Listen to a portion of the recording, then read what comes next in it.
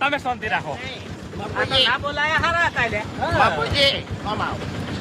મેં ઘણા દી છોકર એક શબ્દ મુખ ખરાબ નહીં બોલ્યો, કીધું ડોહા પછી એક ગમના છો તો વગડી ઓમ ભમાવે